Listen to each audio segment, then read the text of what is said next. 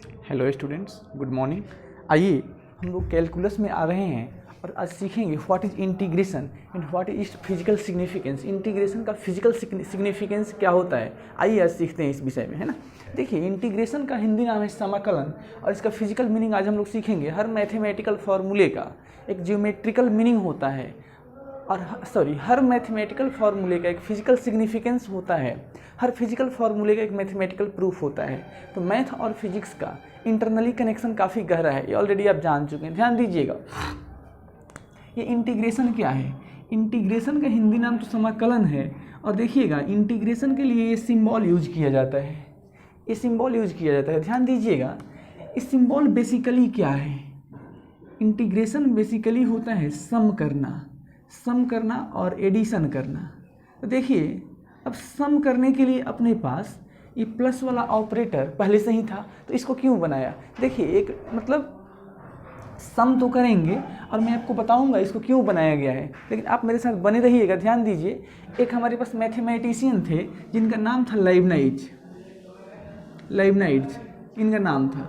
ये बहुत ही मतलब आपको समझ लेना, इसको कोई काम नहीं था, ये बैठ कर केवल फार्मूला बना रहा था। देखिए, अब क्यों बनाया वो सीखिएगा। ये जो सम है ना, एस से स्टार्ट होता है, ये एस है, इसी का ये एक्सटेंडेड पार्ट है। ये जो सिंबल आप देख रहे हैं ना, यह एस का ही एक्सटेंडेड पार्ट है। यानी इस एस को एक्सटेंड करने से इसको हमने इसका सिंबल लिया है। तो ये तो सिंबल की बात हो गई। सिंबल क्या है, बेसिकली एस का एक्सटेंडेड पार्ट है। अब इस दूसरा लाइबनाइट जो था ना, ये जो बहुत फालतू आदमी था, ये कह रहा था कि मान लीजिए कि हमारे पास एक कर्व है इस तरीके से 2 डायमेंशनल प्लेन पे, ये एक्स एक्सिस, ये ओरिजिन, ये वाई एक्सिस। मान लीजिएगा कि ये कोई कर्व था इस तरीके से, y is equal to f x का ये कोई कर्व था। अब आपको कह रहा था इसका एरिया निकालो।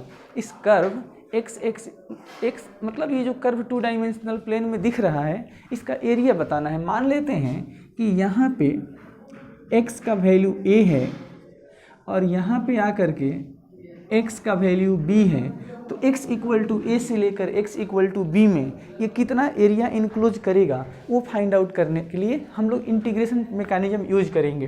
ध्यान दीजिएगा, एरिया फाइंड करने के लिए बेसिकली 2 चीज़ों की ज़रूरत होती है, लंबाई और चौड़ाई का। आप कहोगे सर लंबाई चौड़ाई का गुना कर देंगे एरिया निकल जाएगा। बिल्कुल निकल जाएगा, सही बात है, थोड़ा करके देख लेते हैं। आइए ध्यान दीजिएगा, कहीं देखिए यहाँ पे इसकी लंबाई बारंबार बदल रही है, तो आप कहोगे कि सर इसको स्ट्रिप्स में कन्वर्जन कर दो।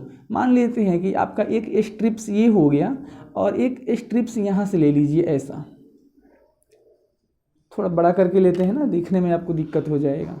मान लेते हैं कि आपने एक स्ट्रिप्स ये ले लिया, तो ध्यान दीजिएगा यहाँ तक ये कर्व ये पूरा स्ट्रेट है, तो आप कहोगे यहाँ से यहाँ तक का एरिया फाइंड कर लेंगे। सपोज करिएगा कि ये जो डिस्टेंस है ये डेल्टा एक्स है, ये डेल्टा एक्स है, तो ये एरिया निकाल सकते हैं आप। ये वाला जो एरिया मैं यहाँ पेंट कर सकता हूँ, ये आपका फंक्शन है, इसका ये चौड़ाई हो गया, ये उसका ऊंचाई हो गया, निकल जाएगा। लेकिन ध्यान दीजिएगा, ये जो पोर्शन रह गया, ये पोर्शन अभी नहीं निकल पा रहा है। थोड़ा आप और आगे बढ़ जाइए, अब यहाँ से एक और स्ट्रिप्स ले लीजिए, तो आप कहोगे कि फिर से ये रेक्टेंगल बन गया, इसका एरिया निकाल लेंगे। लंबा ये भी डेल्टा एक्स है, ये डेल्टा एक्स है, इसको आप डेल्टा एक्स बोल दीजिए, ये डेल्टा एक्स है। अभी ये एरिया निकल सकता है। फिर आप कहोगे कि थोड़ा और आगे बढ़ेंगे, है ना, बढ़ जाइए, कोई दिक्कत नहीं है। तो अब देख लीजिए, यहाँ से यहाँ तक का एरिया आप निकाल सकते हैं, ऊपर वाला एरिया छूट जाएगा। मान लेते हैं कि आपको अब यहाँ से यहाँ तक जाना है, तो अब ये एरिया आप नीचे वाला रेक्टेंगल निकल जाएगा, ये छूट जाएगा, एंड सो ऑन। इसी सीक्वेंस में आप आगे बढ़ सकते हैं, तो बढ़ जाइए। यहाँ देखिएगा, तो ये वाला एरिया निकल जाएगा, ये ऊपर वाला छूट जाएगा। यानी हर जगह पे जब आप एरिया फाइंड आउट कर पा रहे हैं, तो पूरा एग्जैक्ट एरिया नहीं निकल पा रहा है, कुछ ना कुछ एरिया आपका ऊपर बाकी लग जाता है।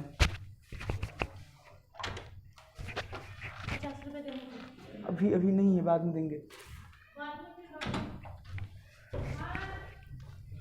तो देखिएगा अभी क्या है, जैसे यहाँ एरिया निकाले तो ये वाला पोर्शन छूट गया, ये वाला एरिया निकाल रहे थे यहाँ छूट गया, ये वाला एरिया निकाल रहे थे, यहाँ छूट गया, इसको सॉल्व कर रहे थे, यहाँ छूट गया, एंड सो ऑन। इस सिमिलर फैशन में हर जगह कुछ ना कुछ एरिया छूट जाता है, और जो एरिया छूट जाता है ना, इसको फाइंड करने के लिए कोई टेक्निक नहीं है, कोई दूसरा मेथड नहीं है। देखिए कुछ बच्चे इस तरीके से कहते हैं, जो बेवकूफ़ होते हैं, नालायक, बिल्कुल 100% देहाती, वो कहते हैं कि सर ये जो कर्व पाथ है ना, इसको